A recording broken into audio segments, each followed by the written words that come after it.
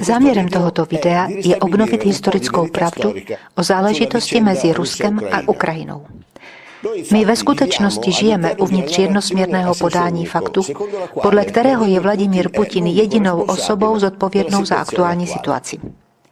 Naše média vykreslují Putina jako krvavého diktátora, posedlého touhou obnovit dávno neexistující impérium.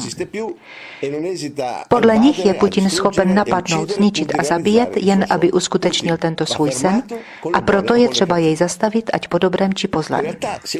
Ve skutečnosti, pokud se nad tím chviličku zamyslíme, tohle vyprávění stojí na hliněných nohou.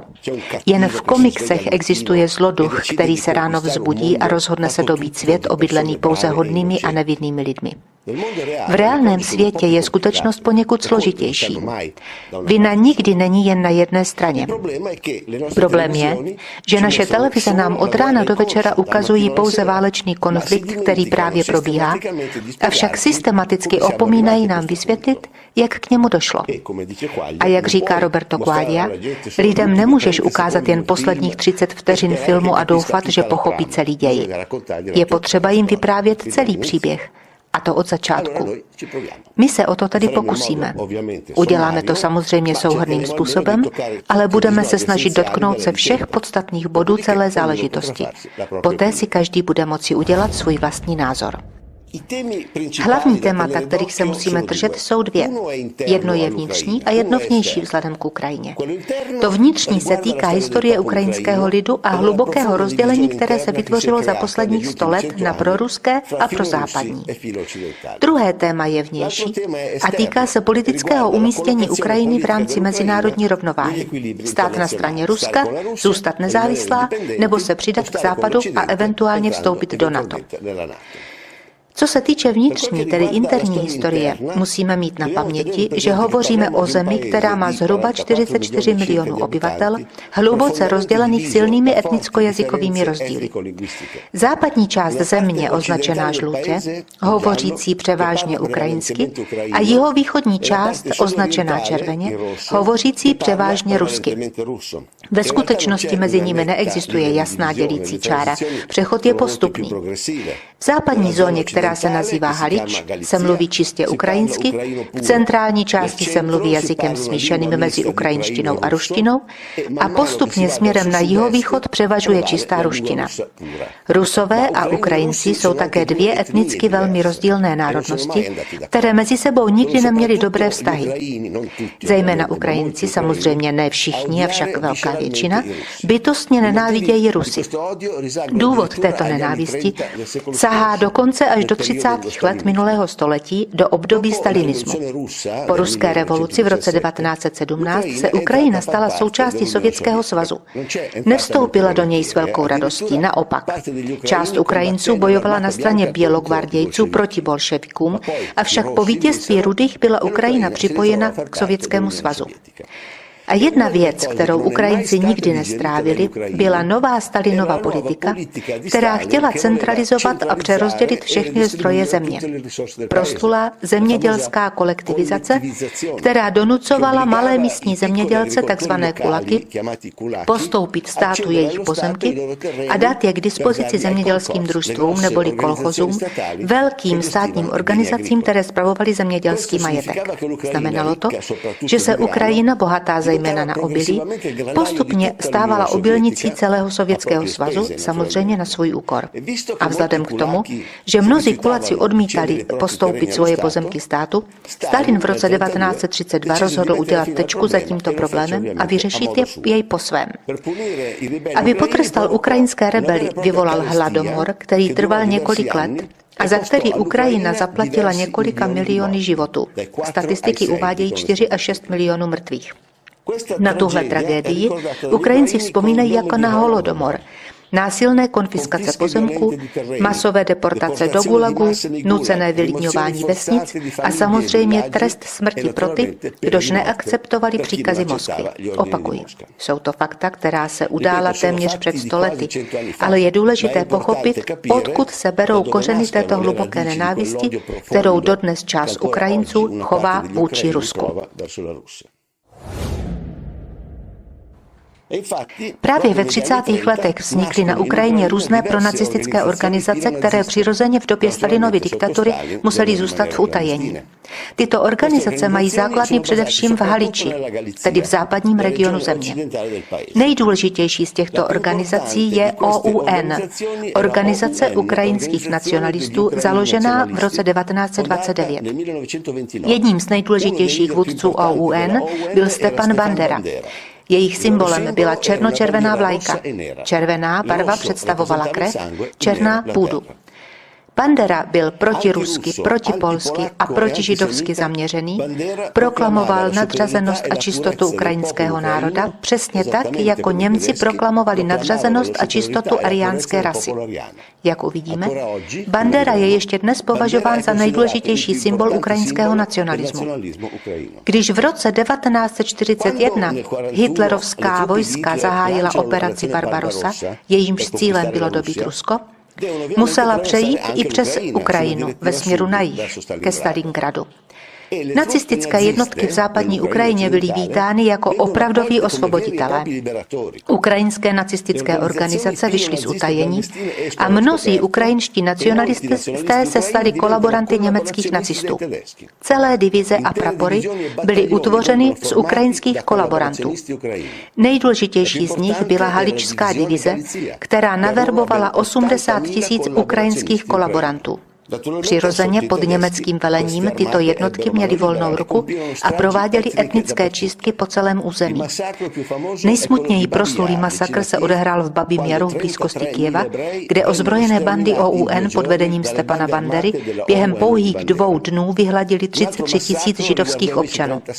Další masakr se týkal 37 000 Poláků, kteří byli povražděni ve východní zóně Haliče paramilitantní jednotkou smrti Mikoly Lebeda, Banderova společníka. Tohle byla atmosféra, která převládala v západní Ukrajině během německé invaze. Potom ale Hitler prohrál válku, Ukrajina zůstala v sovětském bloku a pronacistické bandy se musely znovu uchýlit do ilegality. Nepřišli však o všechny své přátele, skutečně. Američané byli v tomto ohledu vždy velmi prozíraví, když dokázali ochránit prvky nacismu, které se jim mohly hodit v budoucnosti. Tak se stalo i v případě slavné operace Paperclip, když dopomohli 1500 německých vědců k útěku do Spojených států po skončení války. A stejně tak to bylo i s ukrajinskými nacisty, když pomohli Stepanu Banderovi dostat se do bezpečí útěkem na západ. Bandera žil pod falešným jménem v Mnichově až do roku 1959, když byl vypátrán a zabit agenty KGB. Dalším ukrajinským nacistou, kterému k útěku do zahraničí dopomohla CIA, byl Mikola Lebed, autor masakru Poláků během nacismu. Lebed byl dopraven přímo do Spojených států, kde žil v klidu a míru až do roku 1998 pod ochranou CIA. Toto spojenectví mezi ukrajinskými nacisty a CIA je velmi důležité a jeho návrat uvidíme později. Důvod, pro který CIA uzavřela spojenectví s ukrajinskými nacisty, je velmi prostý. Používali je jako stroj tajné informace proti Sovětům. To znamená, že už měli špiony připravené přímo na sovětském území. Vstupujeme tak do studené války, která trvala od roku 1946 do pádu berlínské zdi v roce 1989.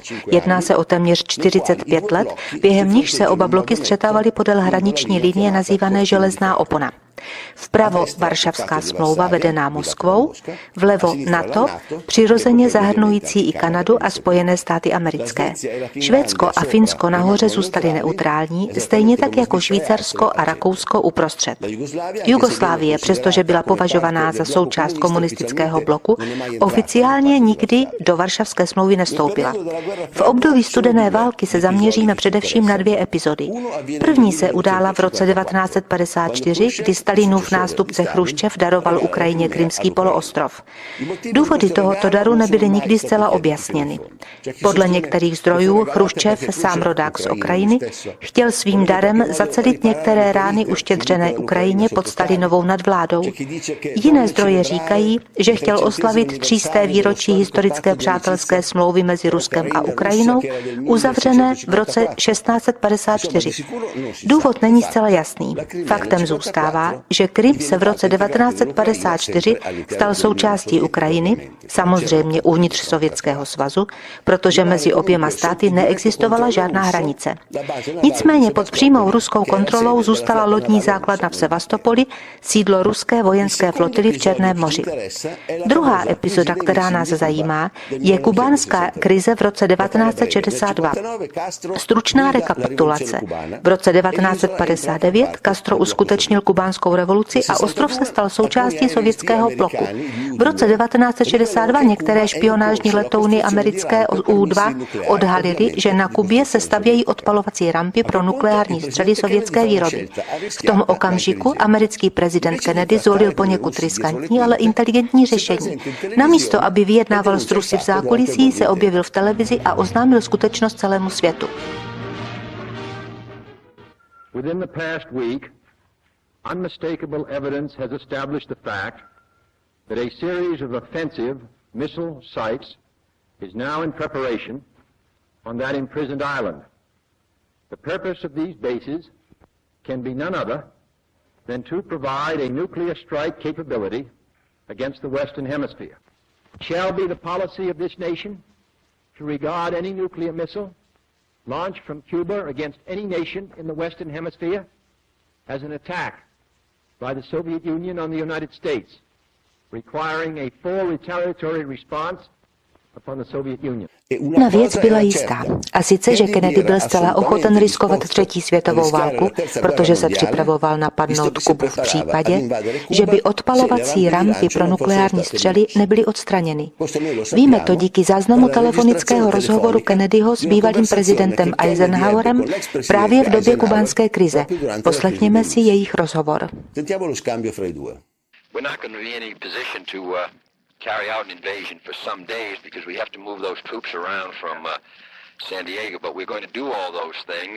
Of course, the military standpoint, that's a clean-cut thing to do now. That's right. Because you've made up your mind, you've got to get rid of this thing. Right. General, what about if the Soviet Union, Khrushchev announces tomorrow, which I think he will, that if we attack Cuba, that it's going to be nuclear war?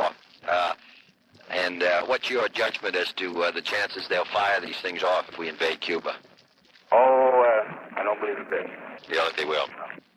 In other words, you would take that risk if the situation seems hard. As a matter of fact, what can you do? Well, hang on tight. Yes, sir. Thanks a lot, General. All right, thanks. Tedy slyšeli jste, Kennedy byl připraven napadnout Kubu a riskovat nukleární střet s Ruskem, jen aby neměl jaderné střely rozmístěné 200 kilometrů od amerického pobřeží. Pak naštěstí Rusi udělali krok nazpět a kubánské střely byly rozebrány. Kennedy na oplátku slíbil, že nikdy nenapadne Kubu, potichoučku odstranil svoje střely namířené proti Rusku z Turecka a krize skončila. Byl to okamžik, kdy podle historiků obě supervelmoci byly nejblíže atomové válce. Vraťme se nyní k chronologii a přeskočme na konec studené války.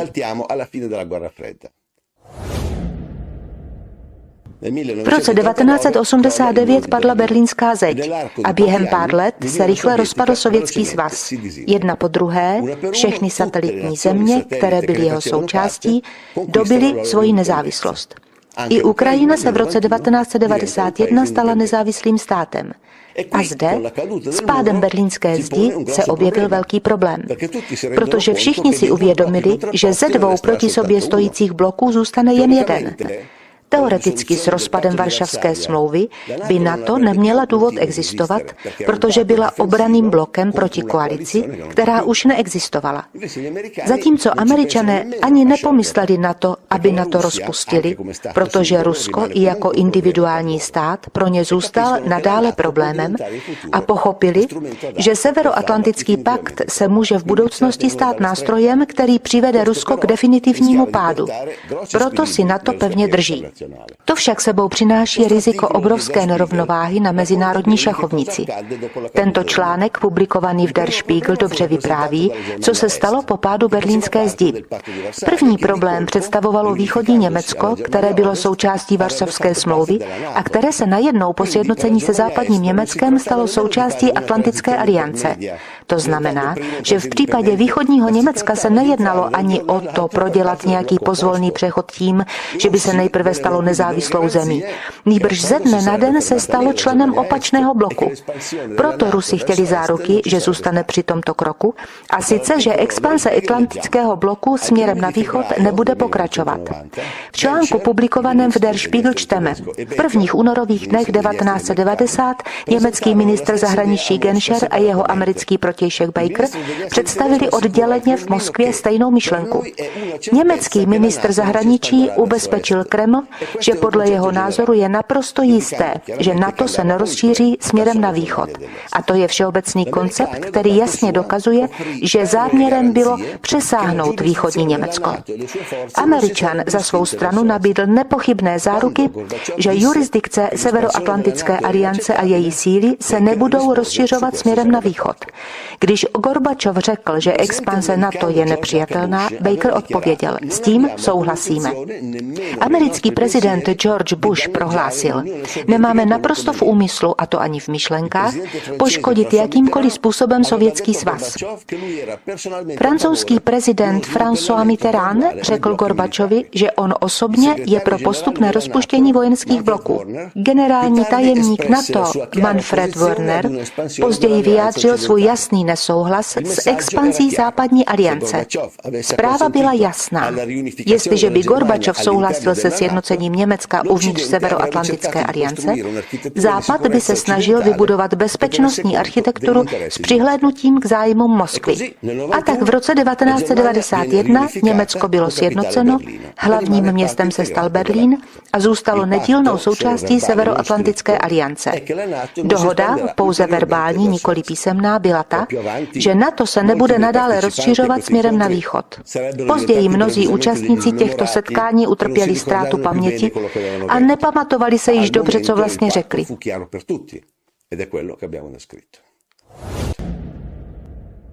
Problém je, že v tom období neokonzervativci ve Spojených státech amerických pomalu přicházeli k moci a s nimi začala převládat jiná filozofie. Filozofie, která vyžadovala, aby se stali jedinou dominantní silou v novém století, které právě začínalo. Století, které oni sami nazývali novým americkým stoletím. Přirozeně z jejich hlediska, aby se stali jedinou dominantní silou, bylo třeba nějakým způsobem definitivně odstranit Rusko. Nyní již notoricky známém dokumentu nazvaném Rebuilding America's Defenses neokonzervativci píší: USA jsou v současnosti jedinou supervelmocí na světě, která sjednocuje převažující vojenskou moc, technologické globální vůči postavení a největší hospodářství světa. Kromě toho Amerika je v čele spojeneckých systémů, přesněji NATO, které zahrnují všechny ostatní největší demokracie světa. V tomto okamžiku USA nemají ve světě žádného rivala. Dlouhodobá americká strategie by se měla v budoucnosti snažit co nejvíce zachovat a rozšířit tuto výhodnou pozici. A dodávají: to, co by mělo určit rozměry a vlastnosti našich nukleárních sil, není početní parita s Ruskem, nýbrž udržení strategické nadřazenosti Ameriky a spolu s touto nadřazeností možnost odradit možná nepřátelská spojenectví dalších nukleárních mocností. Nukleární nadřazenost Spojených států amerických není ničím, za což bychom se měli stydět. Naopak, bude podstatným prvkem zachování amerického vůdčího postavení v čím dál chaotičtějším a složitějším světě. Tohle byla dominantní filozofie ve Spojených státech amerických na konci minulého století. Naprosto odlišná od respektování bezpečnostních důvodů Ruska. My chceme mít absolutní kontrolu světa a nyní nastal ten správný okamžik, abychom si ji přivlastnili. A dokonce to píší černé na bílém. Samozřejmě Rusko nepřešlo z minuty na minutu z nukleární supervelmoci na pozici jakéhokoliv státečku vyzbrojeného foukacími pistolemi. Mělo stále ještě celý nukleární arzenál nedotčený. Pro Američany bylo tedy nemyslitelné napadnout Rusko ozbrojeným frontálním útokem. Bylo třeba najít způsob, jak ho postupně oslabit z hospodářského hlediska. A Američané mají dvě hlavní cesty, jak Rusko ekonomicky oslabit. Tou první je donutit je ke stále vyšším vojenským výdajům, tou druhou je uvalení hospodářských sankcí pokaždé, kdy je to jen možné. Aby je donutili ke stále rostoucím vojenským výdajům, je potřeba obklopit je ze všech stran vojenskými základnami s nukleárními střelami namířenými na Moskvu. Tímto způsobem je nejen fyzicky ohrožuješ, nýbrž je i donutíš utratit ohromné částky za vojenské výdaje, aby pokaždé provedli protiopatření. Tohle je přesně to, co měli na mysli neokonzervativci, když mluvili o udržení strategické nadřazenosti Ameriky. Pokračovat v rozmístění stále většího počtu nukleárních střel tak, aby donutili Rusy k nikdy nekončící honičce, která by je nakonec ekonomicky zlomila. A opravdu, co se týče černého na bílém, v roce 1997 vyšla slavná kniha Zbigněva Břežinského The Grand Chessboard, neboli Velká šachovnice, neboli nadřazenost Ameriky a její geostrategické imperativy, v níž je jasně vytyčená budoucí strategie USA vůči Rusku. Vzbudit touhu a přetáhnout na stranu západu jednu po druhé země bývalé Varšavské smlouvy tak, aby Rusko bylo obklíčeno jakýmsi zdravotnickým kordonem pro Rusko čím dál tím více hrozivějším a znepokojivějším. Tato filozofie provokace a znervózňování Rusů byla jasně vyjádřena jedním americkým senátorem, jistým Joe Bidenem, již v roce 1997. Poslechněte si Bidena, který říká, že způsob, jak vyvolat ráznou a nepřátelskou, nikoli však vojenskou reakci Rusů, je přijmout do NATO pobaltské státy. A všimněte si lestivého ušklepku, s nímž to říká. I think the one place where the greatest consternation would be caused in the short term for admission, having nothing to do with the merit and preparedness of the country to come in, would be to admit the Baltic states now in terms of NATO-Russian, US-Russian relations. And if there was ever anything that was going to tip the balance, were it to be tipped in terms of a vigorous and hostile reaction, I don't mean military, in Russia, it would be that. A skutečně v rozporu se závazky vůči Rusku z roku 1991 v roce 1999 vstoupili do NATO Maďarsko, Polsko a Česká republika. V roce 2004 vstupuje dále Estonsko, Lotyšsko a Litevsko, Slovensko, Rumunsko a Bulharsko.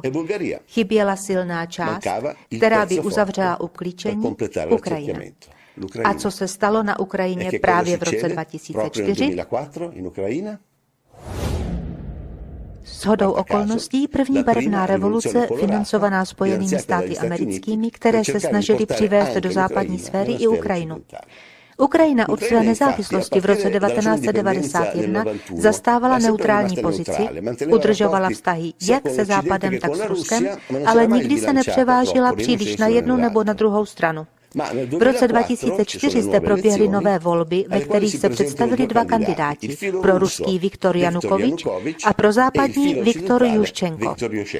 Ve skutečnosti Juščenko byl něco víc než pouhý prozápadní politik. Byl kandidátem vybraným a podporovaným právě Spojenými státy americkými. Jeho manželka Kateřina Juščenko pracovala v Bílém domě již s Ronaldem Reaganem, kdy se stala vysokým funkcionářem amerického ministerstva zahraničních věcí.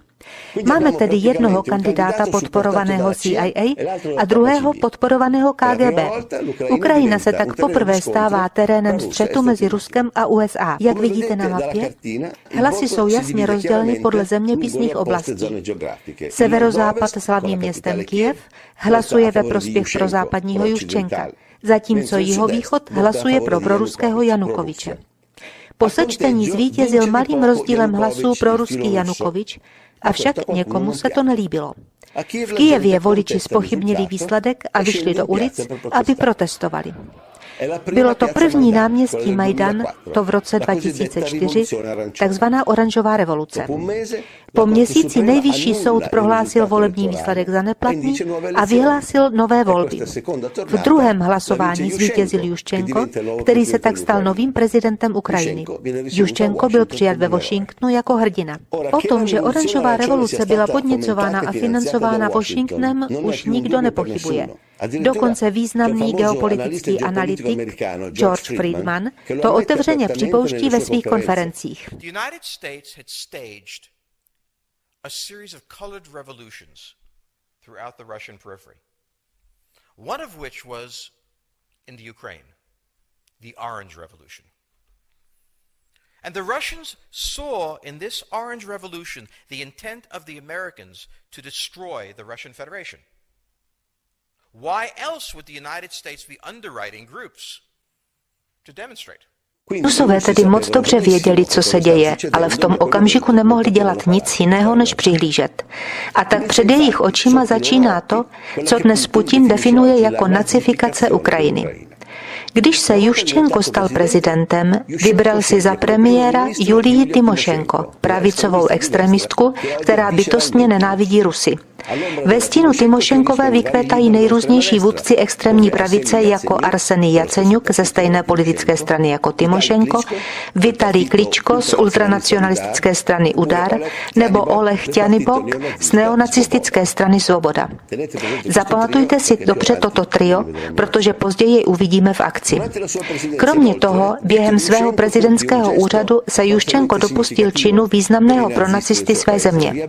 Rehabilitoval Stepana Banderu a jmenoval ho dokonce národním hrdinou. Я хочу сказати про те, що чекали мільйони українських патріотів і багато років.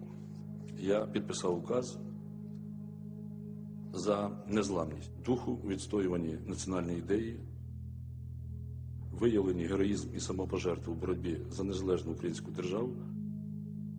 Постановляю присвоїти звання Герой України з удостоєнням ордена держави Бандері Степану Андрійовичу. Slava Ukrajině. Juščenkova žena Katerína byla nejspíš velmi spokojená, protože již v mládí otevřeně vyjádřila své politické preference.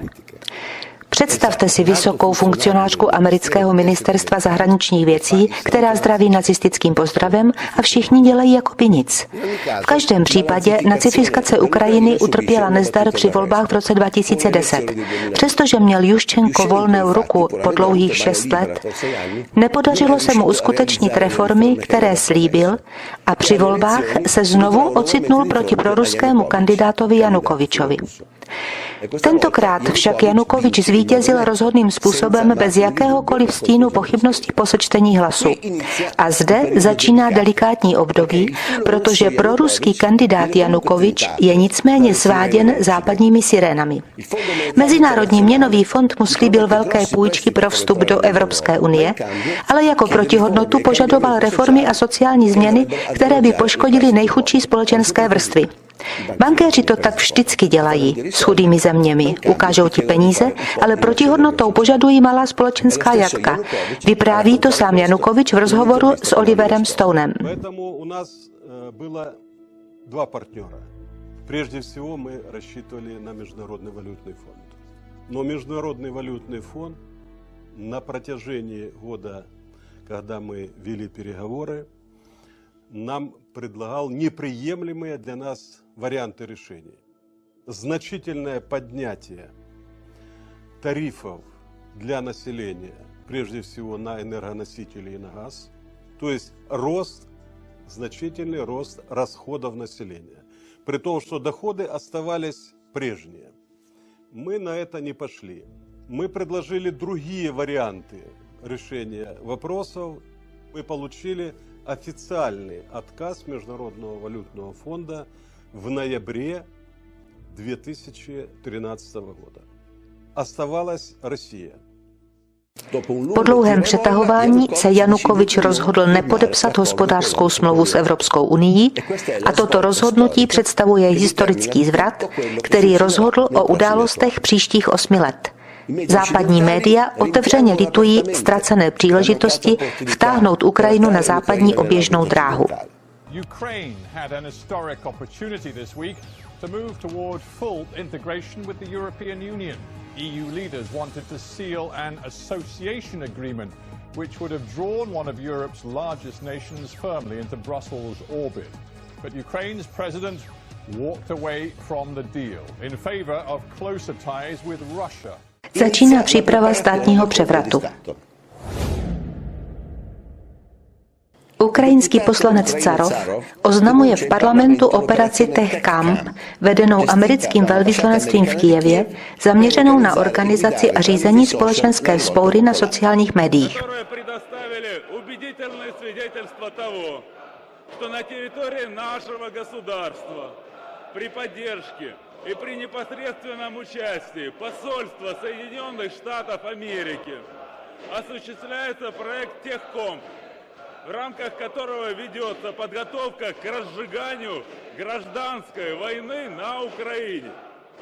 Проект Техкомп направлен на подготовку специалистов по информационным войнам и дискредитации государственных институтов современных медиа, потенциальных революционеров для организации протестных действий, свержения государственного режима. Проект находится под патронатом и кураторством посла Соединенных Штатов v Ukrajině Jeffrey Paeta. Jsme v prosinci 2013 a občané Kyjeva vycházejí do ulic, aby protestovali proti neuzavřené dohodě s Evropskou unií. Protesty jsou zpočátku mírumilovné. Mezitím Viktoria Nulandová letí do Kyjeva, aby se tu setkala s prezidentem Janukovyčem. Nulandová je klíčovou osobností celé záležitosti. Již v minulosti byla americkou velvyslankyní v NATO za času prezidenta Bushe. Viktoria Nulandová je manželkou jednoho z nejdůležitějších neokonzervativců Roberta Kagana. Kagan je jedním ze zakladatelů PNAC a jedním z autorů proslulého dokumentu Rebuilding America's Defenses. Vzpomínáte si? Musíme udržet strategickou nukleární nadřazenost v celém světě? To je on. Abychom pochopili, o jakou osobnost se jedná, Kagan je známý díky jedné frázi, která se stala sloganem neokonzervativců. Když máš kladivo, všechny problémy se začínají podobat hřebíkům. V době Majdanu Nulandová byla náměstkyní amerického prezidenta zahraničních věcí Johna Kerryho se zvláštním pověřením pro Euroázii. Tady ji máme. Infiltrace neokonzervativců do americké vlády. Jednoduchá a přímá, všem na očích. V prosinci 2013 před Sdružením USA-Ukrajina Nulandová referuje o svém setkání, které se právě uskutečnilo v Kyjevě s prezidentem Janukovyčem. Prakticky Nulandová řekla, je to už 5 let, co se snažíme přivést Ukrajinu na západ, stálo nás to již $5 miliard, ty musíš podepsat dohodu s EU, v opačném případě nemáš žádnou budoucnost. It was a tough conversation, but also a realistic one. The United States believes there is a way out for Ukraine, that it is still possible to save Ukraine's European future, and that is where we wanted to see the president lead his country. It would be a huge shame to see 5 years' worth of work and preparation go to waste if the AA is not signed in the near future. We've invested over $5 billion to assist Ukraine in these and other goals that will ensure a secure and prosperous and democratic Ukraine. Avšak Janukovyč přes nátlak západu nepodlehl a odmítl podepsat dohodu s Evropskou unií. Proto se Američané rozhodli, že nastal čas se ho zbavit. Protesty na náměstí Majdan, které začaly mírumilovným způsobem, najednou vyústily v násilí. S obvyklou metodou ostřelovačů, kteří začali střílet současně do davu a na policii, se rozpoutalo pouliční násilí a protesty se rychle vymkly kontrole. From one of the upper windows of the hotel, a shot rang out. Up there, okay, yeah, our hotel. That window, 1, 2, 3, 4, fifth row from the left, second from the top, one that was open. From the very early morning, unidentified shooters opened fire on the protesters and on law enforcement. And this was a point of no return to Ukraine as we know it. Během krátkého času se náměstí Majdan proměnilo v krvavou lázeň, kde všichni střílejí na všechny a kde už nikdo ničemu nerozumí.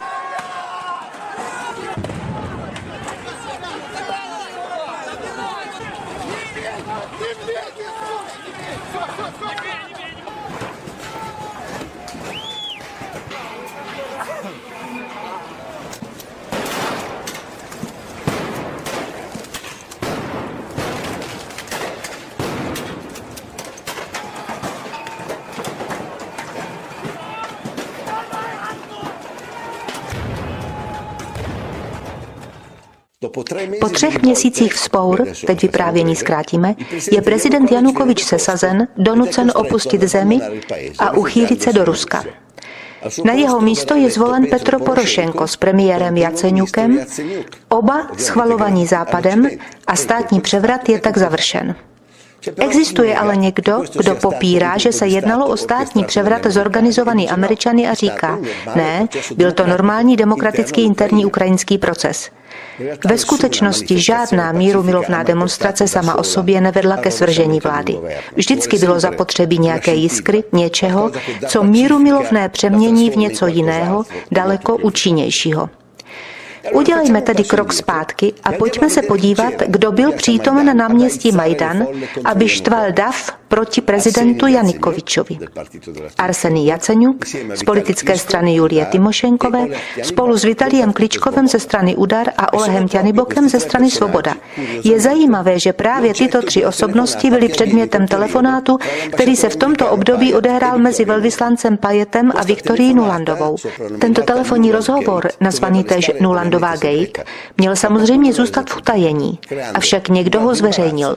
Záležitost vzbudila velké rozpaky na ministerstvu zahraničí. Je jasně slyšet Nulandovou a Pajeta, kteří rozhodují, jaké má být složení ukrajinské vlády po svržení Janukovyče. Kdo v ní bude moci být a kdo ne.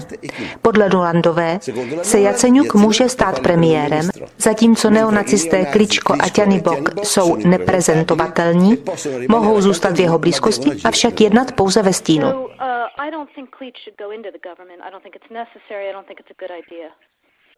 In terms of him not going into the government, just let him sort of stay out and do his political homework and stuff. I think Yats is the guy who's got the economic experience, the governing experience. He's the guy, you know, what he needs is Klitsch and Tyanybok on the outside. He needs to be talking to them 4 times a week. Tento telefonát se proslavil i tím, že v určitém okamžiku Nulandové uteklo fuck you EU, když říká, že je třeba dokončit operaci pod záštitou OSN. So that would be great, I think, to help glue this thing and have the UN help glue it. And, you know, fuck the EU. Na konci telefonátu Nulandová potvrzuje velvyslanci Pajetovi, že zástupce prezidenta USA Biden celou operaci schvaluje.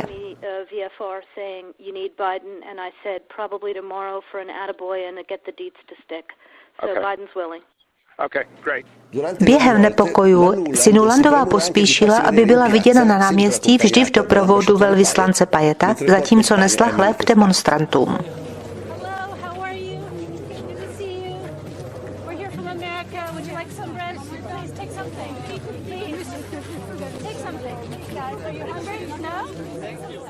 United States stands with you in your search for justice, for human dignity, for security, for economic health, and for the European future that you have chosen and that you deserve.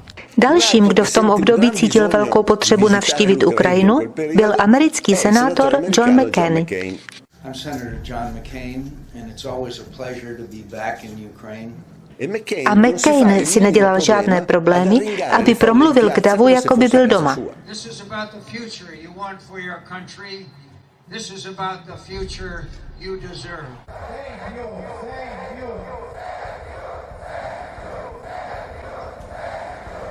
A hleďme, kdo je na pódiu společně s McCainem. Oleh Ťanybok, vůdce nacistické strany Svoboda. Vzpomínáte si? Již od konce války Američané udržují dobré vztahy s ukrajinskými nacisty a konečně jsou jim užitečné.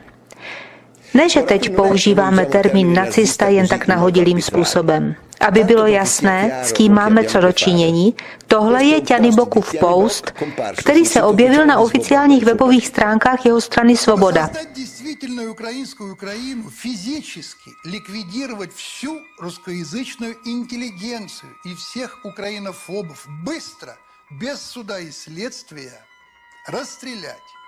Реестр украинофобов на своем участке может составить любой член «Свободы», казнить всех членов антиукраинских партий и организаций, не только пророссийских, но и прорумынских, провенгерских, протатарских.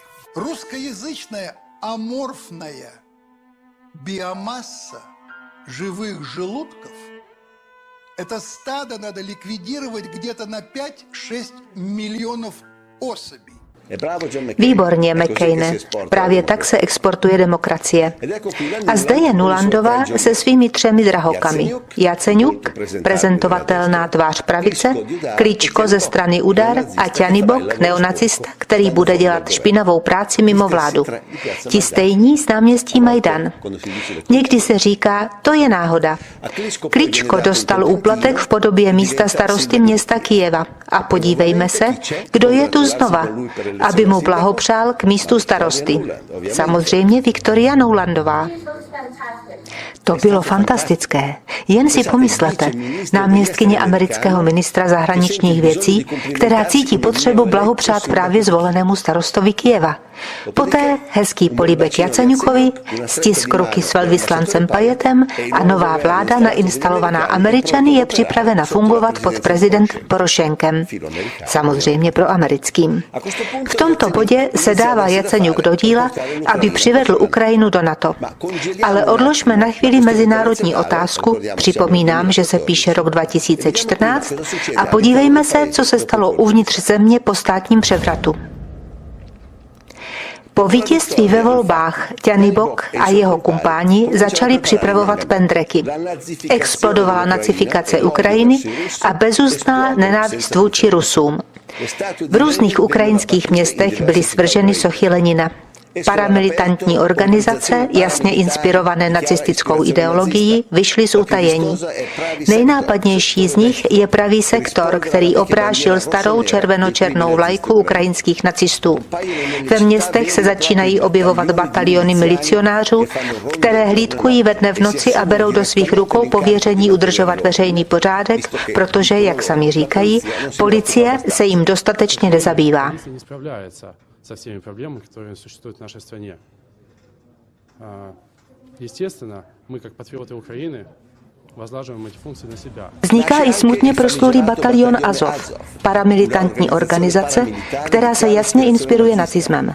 V roce 2014 je ministerstvem vnitra Avakovem přímo začleněna do Nacionální ukrajinské stráže. Do ulic se vrací dlouhé pochodňové průvody nacistů stejně jako za dob Hitlera.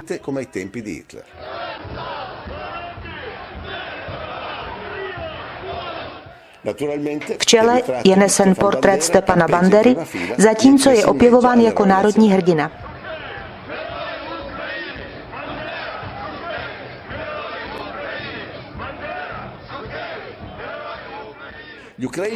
Ukrajinským nacistům z druhé světové války se dostává zvláštních obřadů znovu pohřbení, zatímco jsou oslavováni ukrajinskými vojáky v nacistických uniformách.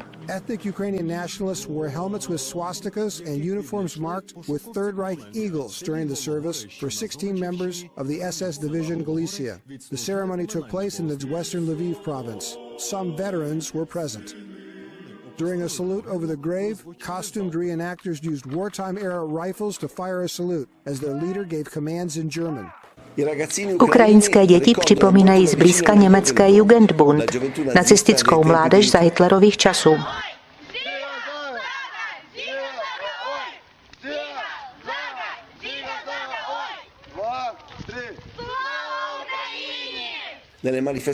Během demonstrací ukrajinské děti kopou do ruské vlajky.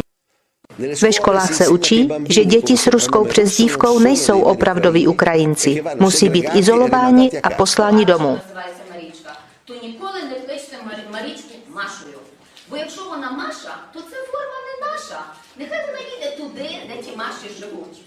Якщо разом хтось Петрика обізвав Петію, це також не український хлопчик. Він мав би звідси забратися або навчитися, як українською мовою правильно називатися. Nejmenší děti jsou vychovávány k tomu, aby říkali povraždíme Rusy a zdravili nacistickým pozdravem. Будеш різати русню? Да. Що ти будеш робити? Русню різать! Я буду різати Чечню! Я буду різати Чечню! Pro Rusy na Ukrajině nastávají těžké časy.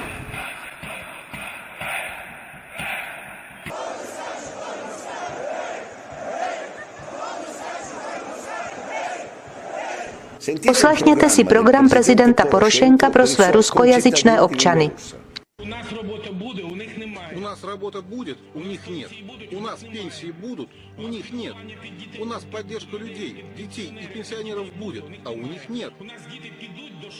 У нас дети пойдут в школы и детские сады, а у них они будут сидеть по подвалам, потому что они ничего не умеют делать. Вот так, именно tak my vyhrajeme эту войну. A zde je Julie Tymošenková, která se vrátila do ulic poté, co strávila 3 roky za mřížemi za zneužití moci. Poslechněte si humanitární programy, které má na mysli pro svoje ruské spoluobčany.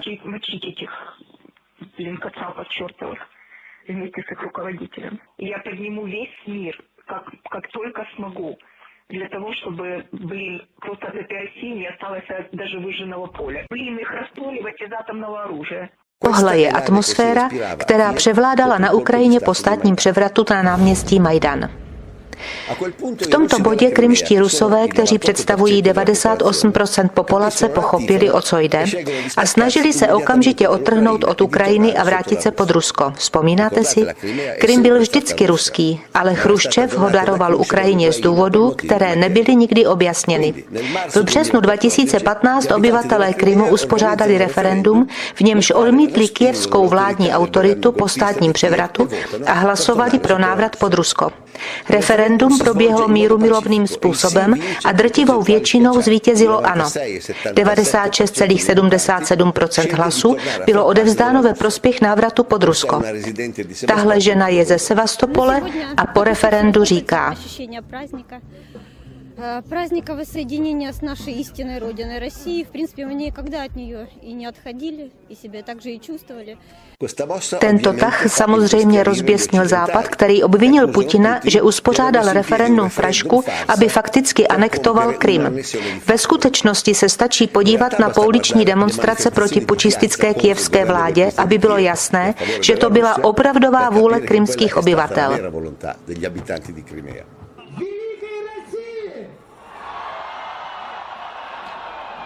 Since the beginning of the Russian invasion, this is the day these people have been waiting for. They've just announced that enough people have voted for the referendum to count, and there's no doubt in anyone's mind here that the vote has been for joining Russia.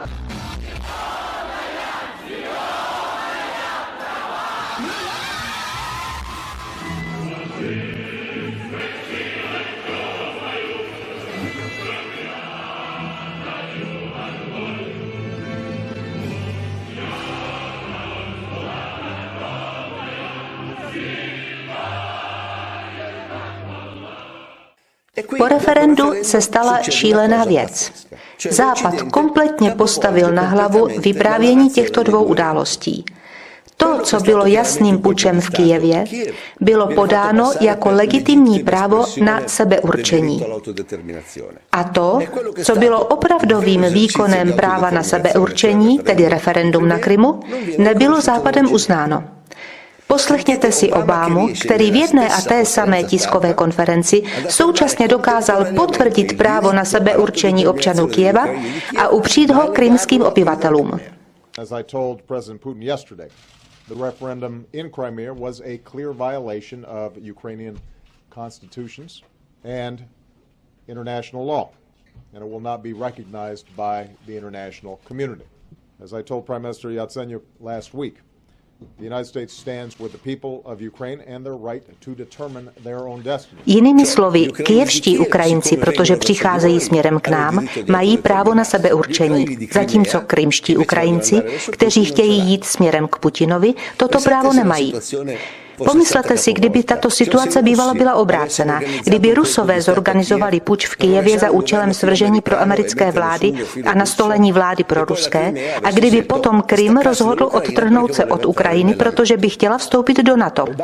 Obama by býval řekl: neuznáváme ilegální státní převrat v Kyjevě, zatímco s potěšením přijímáme vstup Krymu, který tak uplatnil své svaté právo na sebeurčení, do NATO. Býval by klidně převrátil termíny a nikdo z nás by neměl námitek. Toto je bohužel pokrytectví, do něhož jsme v těchto dnech zabředli. Dovoláváme se určitých hodnot podle toho, jaký nám přinášejí momentální prospěch. V každém případě se krymští Rusové chtěli vrátit pod Rusko, což udělali, a potvrzení, že to bylo správné rozhodnutí, přišlo o pár týdnů později. 2. května během několika demonstrací, které se uskutečnily v Oděse proti kyjevské vládě, přišly do města paramilitantní skupiny nacistických násilníků, aby uštědřili lekci Rusům z Oděsy. Přicházejí do města a vyhrožují policii slovy: pokud nerozeženete demonstrace vy, postaráme se o to my.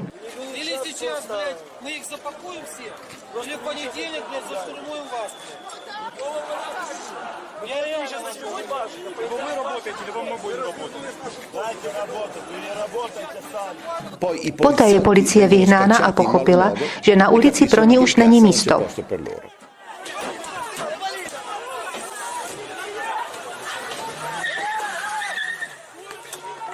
Poté, co převzali kontrolu nad městem, nacistické paramilitantní skupiny zamířily směrem ke Kulikovskému poli, kde obyvatelé Oděsy protestovali proti kyjevské vládě. A zde se událo to, co vešlo do historie jako oděský masakr. Demonstranti byli napadeni násilníky z pravého sektoru a byli donuceni se uchýlit dovnitř odborového domu, který stál na tomto náměstí. Budova se však pro ně stala smrtelnou pastí. Demonstranti uvnitř byli obklíčeni, zatímco útočníci házeli molotovovy koktejlové bomby, aby budovu podpálili. Ti, kteří se uchýlili na římsy, aby mohli dýchat, se pro útočníky stali snadným terčem. Jiní byli s nadávkami vyzváni, aby se skočili na zem. A pak, když spadli, byli na místě zabiti.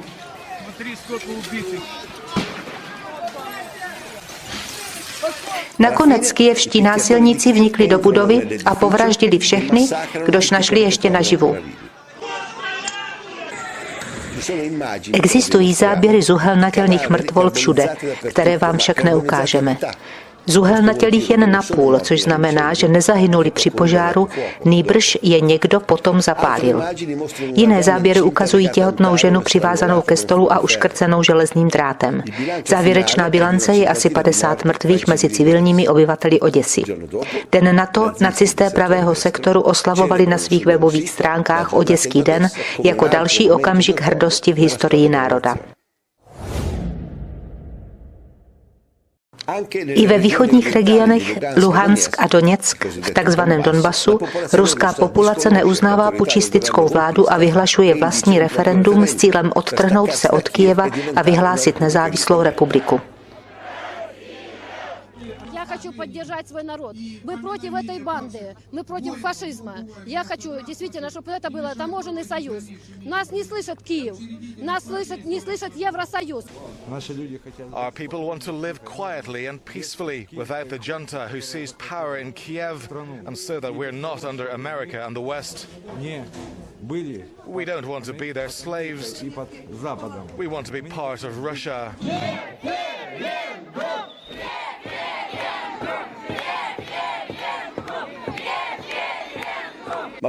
Avšak nestačili ani sečíst hlasy, když z Kyjeva přijeli obrněné vozy.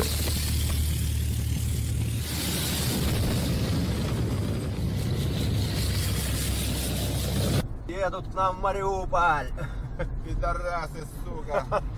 Ля, сколько их, ничего себе. Так, блядь, что там, ящики какие-то, блядь, везут, да? Ракеты, что ли? О, Катюша, блядь, ёбаные, сука. Это град, блядь, ёбаный. Че град, че Катюша, разница, блядь. А что не собираются, сука, уёбки, блядь? I Rusové poslali přes hranici na pomoc donbaské populaci zbraně a vojáky. Avšak proti ukrajinskému bombardování se toho nedalo moc dělat. Pro prezidenta Porošenka nebyl žádný problém bombardovat civilní obyvatelstvo své vlastní země.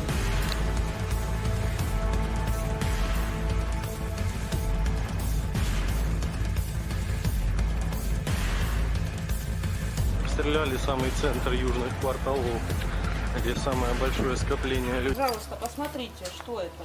Это была моя квартира. Я несколько дней назад вывезла детей отсюда, так бы мои дети погибли. Которыми можно выразить все это негодование, весь этот страх, всю эту необъяснимость ситуации. Вот посмотрите, это лицо нашего президента Порошенко. Не нашего, но президента Порошенко. Мои дети до сих пор говорят, будь ты проклят, Порошенко. Жить уже нельзя так, просто нельзя.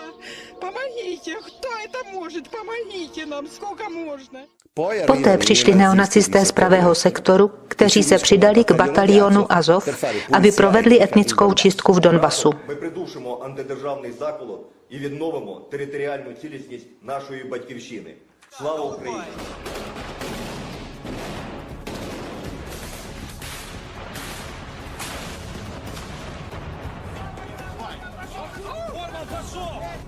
От з кожною оцією тряпкою буде отаке саме. Ми його знищимо, цю заразу.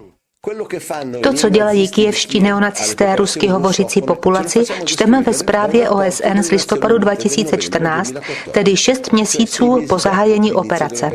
Report říká: přes chabé vyhlášení zastavení palby přetrvává vážné porušování lidských práv v regionech východní Ukrajiny. Pokračuje zabíjení civilních obyvatel, ilegální zatýkání, mučení a jejich mizení na východní Ukrajině. Počet evakuovaných osob roste, přestože 5. září bylo vyhlášeno zastavení palby. Podle Kanceláře pro lidská práva OSN od poloviny dubna do 18. listopadu nejméně 4317 osob bylo zabito a 9921 zraněno v oblasti zasažené konfliktem na východní Ukrajině. Pokračují vážná porušování lidských práv ze strany ozbrojených skupin, která zahrnují mučení, svévolná neohlášená omezování osobní svobody, unáhlené exekuce, nucené práce a sexuální násilí, stejně jako ilegální zábor pozemků a budov. Něco vám to připomíná? Mučení, urychlené exekuce, sexuální násilí? Ti, co dnes obvinují Rusy z těchto zločinů, byli právě ti, kdo se jich sami dopouštěli vůči donbaským Rusům v roce 2014. Ale když tyhle věci dělali Ukrajinci, nikdy jsme o nich neslyšeli mluvit.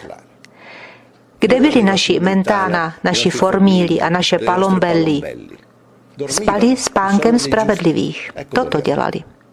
Komu na tom záleží, pokud pochcípají ruští civilisté? A co se týče obviňování jiných ze svinstev, kterých se dopustili sami, podívejte se na tyhle obrázky. Tohle je ukrajinský voják, který připravuje bomby ke svržení na Donbas. Na projektilech je rusky napsáno všechno nejlepší vašim dětem. A tyhle bomby jsou fotografované před jejich svržení, nikoli po něm. Víme tedy dobře, odkud pocházejí. V Doněcku je speciální hřbitov nazývaný Andělská alej, v němž bylo pohřbeno více než 250 dětí zabitých bombami kyjevských Ukrajinců, všechny mezi 6 a 9 lety. A toto všechno neskončilo v roce 2014, nýbrž pokračuje dodnes. Ani s příchodem Zelenského se situace donbaských Rusů nezlepšila. V květnu 2019 Zelenský porazil ve volbách Porošenka a stal se prezidentem. Jako první věc slíbil, že ukončí válku v Donbasu. Řekl to jasně ve svém inauguračním projevu v parlamentu. Найперше завдання – припинення вогню на Донбасі.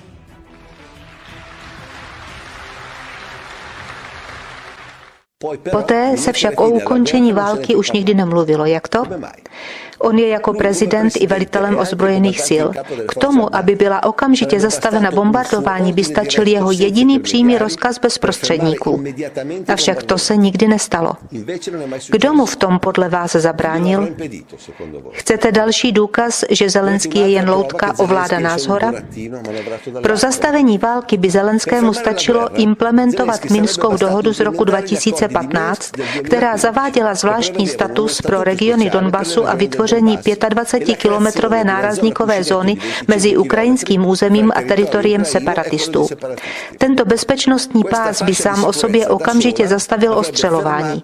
Avšak Zelenský nikdy nechtěl tyto dohody implementovat. Jak to? Dostáváme se až do února tohoto roku, kdy se mezinárodní krize dostává téměř do bodu, odkud není návratu, a tyto dohody nebyly dosud respektovány.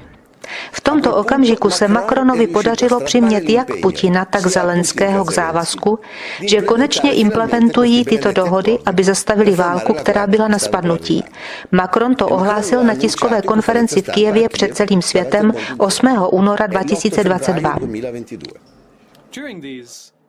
Conversations, I've been able to get the very clear and explicit commitment of President Putin and President Zelensky to implement the Minsk agreements. Ale den na to Zelenský ku podivu změnil názor a všechno vzal zpět. Сегодня вечером официальный Киев заявил, что не намерен выполнять Минские соглашения и вести прямые переговоры с Донбассом.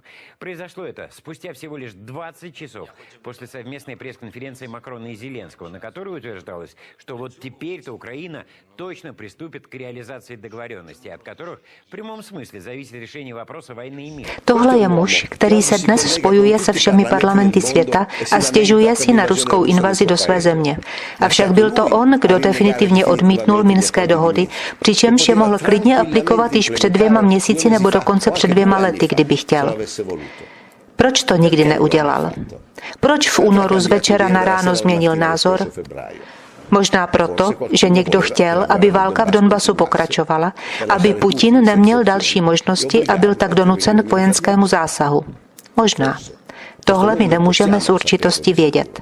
Faktem je, že Ukrajina nikdy nerespektovala dohody uzavřené v roce 2015 a válka v Donbasu pokračovala až do okamžiku, kdy se Putin rozhodl k invazi do země. Vraťme se nyní k otázce, která je dalším důvodem, kvůli kterému Putin napadl Ukrajinu. Tedy proto, aby zabránil vstupu Ukrajiny do NATO. Už v roce 2007, po poslední vlně, která přivedla do NATO Lotyšsko, Litevsko, Slovensko, Rumunsko a Bulharsko, Putin na světové konferenci o bezpečnosti prohlásil: NATO umístila své síly první linie na naše hranice. Tato expanze představuje závažnou provokaci, která snižuje vzájemnou úroveň důvěry a my máme právo se ptát, proti komu je tato expanze namířena. Co se stalo s ujištěními, kterých se nám dostalo od našich západních partnerů po rozpuštění Varšavské smlouvy? Na tuto otázku samozřejmě nikdy nikdo neodpověděl, zatímco pokračoval běh cílený k přijetí velkého chybějícího článku Ukrajiny do NATO. A zde je třeba říci jednu věc, protože často slyším, jak televizní komentátoři říkají, že není pravda, že Ukrajina se chystá ke vstupu do NATO a že Putin toho pouze využil jako záminky k její invazi. Pojďme se tedy na celou záležitost podívat zblízka, jak se Ukrajina nechystala ke vstupu do NATO. Vraťme se tedy do roku 2014, kde jsme nechali čerstvě jmenovaného premiéra Jaceňuka po státním převratu uskutečněném Nulandovou. Hned po svém jmenování se Jaceňukovi dostalo blahopřání od Joe Kerryho, amerického ministra zahraničních věcí, amerického velvyslance Payeta a Johna McCaina, obvyklého nahodilého turisty. Poté je Jaceňuk přijat s velkými poctami Ban Ki-moonem v OSN, Davidem Cameronem v Anglii, se svým zástupcem Vitaliem Kličkem byl přijat Merkelovou v Německu a v Evropské unii. Poté odjel do Bílého domu a pospíšil si oznámit světu, na čí straně bude Ukrajina stát.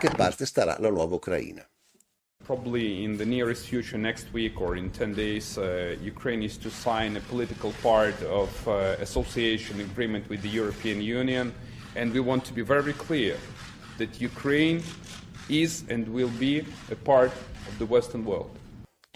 Načež Jaceňuk pozval NATO do Kyjeva a žádal otevřeně o pomoc a zbraně na podporu nové vlády. I passed an invitation to the North Atlantic Council to visit Kyiv, and it would be great if you have a meeting in Kyiv. We believe that we need to enhance our cooperation, and we would be grateful if we get some kind of additional support in technical support, humanitarian support, in improving Ukrainian defense and security system on the technical level.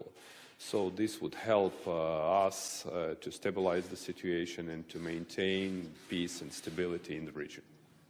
29. srpna 2014 Jaceňuk oznámil, že Ukrajina požádá o vstup do NATO. 21. listopadu vládní koalice oznámila, že NATO je její prioritou.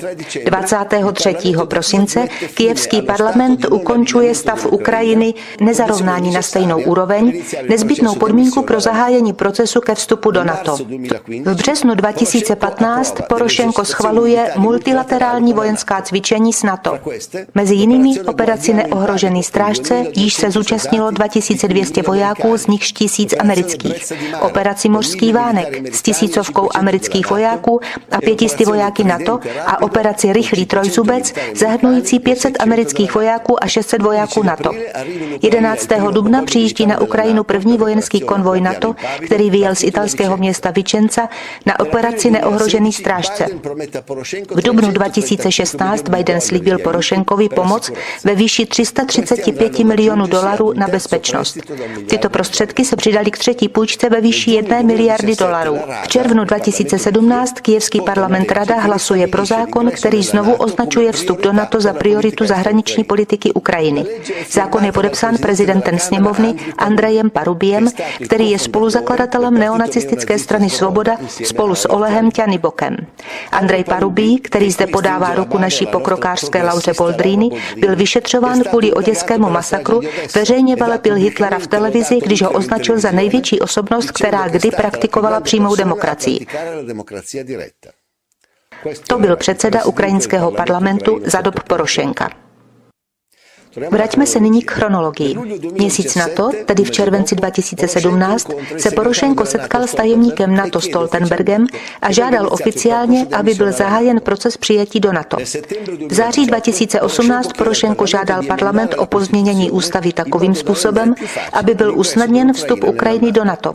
7. února 2019 parlament schválil pozměňovací návrhy ústavy a potvrdil zahájení procesu přijetí do Evropské unie a NATO s 334 hlasy pro z celkových 385.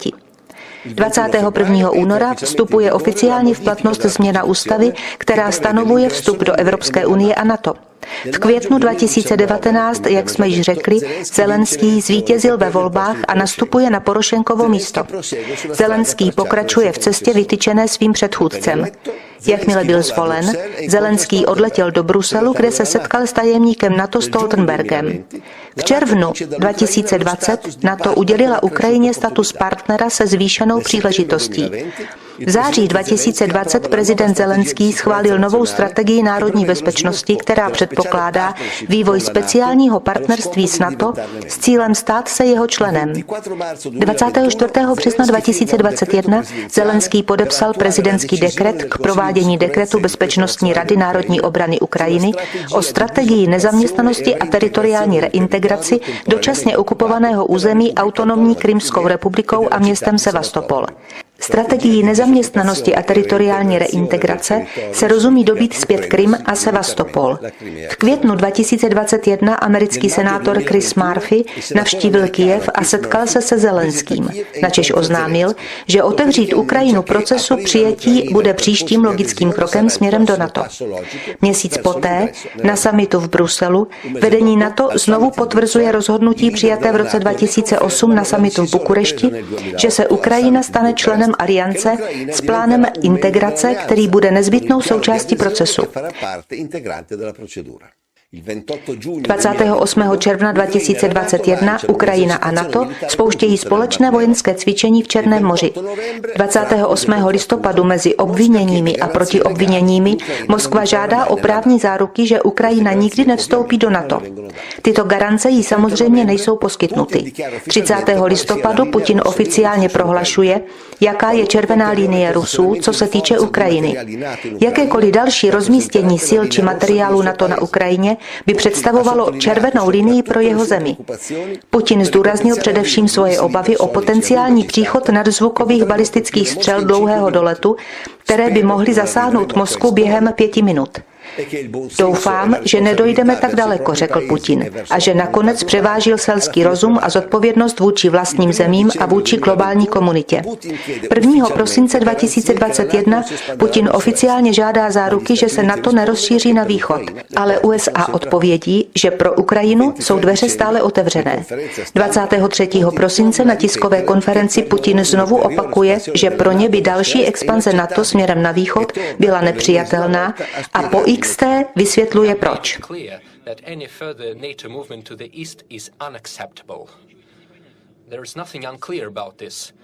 We are not deploying our missiles over at the borders of the US. No. On the other hand, the US is deploying its missiles close to our home on the porch of our house. So, are we demanding something excessive? We're simply asking them not to deploy their attack systems over at our home. What is so unusual or peculiar about that? Avšak Spojené státy americké předstírají, že neslyší. 31. ledna 2022 ruský velvyslanec v OSN veřejně obvinil USA z vyvolávání napětí a válečných provokací, jako by to skutečně bylo jejich tajné přání. Western colleagues are talking about the need for de-escalation. However, first and foremost, they themselves are whipping up tensions and rhetoric and are provoking escalation. The discussions about a threat of war is provocative in and of itself. You are almost calling for this. You want it to happen. You're waiting for it to happen, as if you want to make your words become a reality. USA však pokračují v předstírání, že nechápou. 8. února Putin zjevně tónem člověka, který ztratil trpělivost, vyslal poslední varování západním médiím. Я хочу еще раз все-таки подчеркнуть это. Я говорил, но мне очень бы хотелось, чтобы вы меня услышали все-таки в конце концов и донесли это до своих читателей, зрителей и пользователей в интернете. Но вы понимаете или нет, что если Украина будет в НАТО и военным путем будет возвращать себе Крым, европейские страны автоматически будут втянуты в военный конфликт с Россией. Победителей не будет. И вы окажетесь втянутыми в этот конфликт помимо своей воли. V tomto bodě Rusko vzneslo poslední oficiální požadavek na Spojené státy americké, aby jí písemně zaručili, že Ukrajina nevstoupí do NATO a že na jejím území nebudou nikdy rozmístěny balistické střely NATO.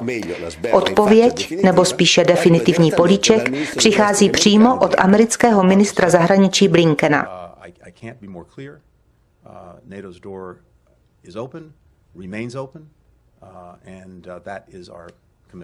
V tom případě Putinovi nezůstává žádná další možnost. Jediný způsob, jak zabránit Ukrajině vstoupit do NATO a rozmístit raketové střely podél ruských hranic, je vojenská invaze. Přesně tak, jako kdysi pro Kennedyho jediný způsob, jak se vyhnout ruským raketovým střelám 200 kilometrů od pobřeží Floridy, by bylo napadnout Kubu, kdyby bývali Rusové střely nestáhli. Proč by Kennedyho logika měla být ospravedlněna, zatímco ta dnešní Putinova ne? Někdo nám to ještě musí vysvětlit. Kromě toho, to, co Putin žádá již dlouhá léta, neboli aby Ukrajina nevstupovala do NATO, je první věc, kterou byl Zelenský ochoten uznat Putinovi po vypuknutí války. Zelenský vícekrát opakoval, že musí akceptovat, že pro Ukrajinu vstup do NATO nepřichází v úvahu. Musíme se tady zamyslet nad jednou věcí. Pokud by tento ústupek byl udělán hned, kdyby Rusko obdrželo záruky, po nichž volalo až do poloviny února, k této válce by pravděpodobně nikdy nedošlo. Avšak USA kategoricky odmítli tuto záruku dát a udělali to jasně provokačním způsobem.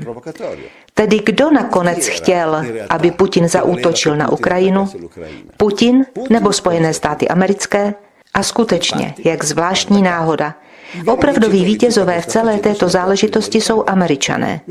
Ukrajina byla použita jako návnada, Zelenský na ní skočil a nyní jeho spoluobčané umírají pod bombami. Díky invazi Ukrajiny mohli Američané za A odtrhnout definitivně Rusko od Evropy, na čemž jim velmi záleželo, za B rozpoutat totální rusofobii na západě tím, že udělali z Putina zločince, aby na něj mohli uvalit všechny možné hospodářské sankce, což byla strategie neokonzervativní neokonzervativců vytyčená již před 20 lety k tomu, aby srazili Rusko na kolena. Odtrhnout je od Evropy, obklíčit je, provokovat je, dokud nevyvolají jejich reakci, načež je potrestat uvalením hospodářských sankcí. Američané to nazývali win-win, vítězství na všech frontách. Já se zastavím zde. Samozřejmě každý si může udělat svůj názor, ale nyní máte alespoň k dispozici veškerá historická fakta, nejen polovičku, kterou nám vyprávějí naše televize. Na závěr bych chtěl citovat německého kancléře konce 18. století Otto von Bismarcka, který znal Rusy velice dobře. Znám 100 způsobů, jak vylákat ruského medvěda ze svého brlohu, říkal Bismarck, ale neznám ani jeden, který ho donutí se tam vrátit. Nepokoušejte ruského medvěda. Dnes se nacházíme v této situaci. Tak dlouho ho pokoušeli, obkličovali a provokovali, až ruský medvěd vylezl ven ze svého brlohu a teď jsme všichni v nesnázích. A proto všem radím. Dejme se znovu do diskuze o poslední vystřelené raketě, zda přiletěla ze severu či z jihu. Pořizujme detailní záběry zakrvácených plyšových medvídků, mrtvých a zničených domů a pokračujme ve vyprávění o zlém Putinovi, aniž bychom udělali seriózní historickou analýzu. My Italové tyto analýzy děláme vždy až potom, když už je příliš pozdě. Možná až tak za 2 roky, kdy na nás důsledky našich chybných rozhodnutí dopadnou jako bumerang. Až budeme uvnitř nesnesitelné hospodářské krize, tak možná začneme uvažovat. Pomalu, v klidu a vždy ex post. Za 2 roky zde bude další vláda. Ta dnešní už to asi nebude a ta nová řekne, ale opravdu, kdybychom vše dobře zvážili, některým chybám jsme se bývali mohli i vyhnout. Co nám brání udělat tuto analýzu dnes? Nic. Jsme jen líní, protože bychom museli připustit, že i my jsme se dopustili několika velkých chyb. Toť vše. Kvůli hrdosti, kvůli lenosti a také zbabělosti, protože máme strach, že se Američané rozlobí, se odsuzujeme k daleko horší budoucnosti, než kterou bychom všichni mohli mít. Kromě toho, že pokud budeme pokračovat v posílání zbraní na Ukrajinu, s velkou pravděpodobností se ze dne na den můžeme stát my přímým cílem rozšířené války. Šťastnou cestu kolem slunce, by řekl Giulietto Chiesa.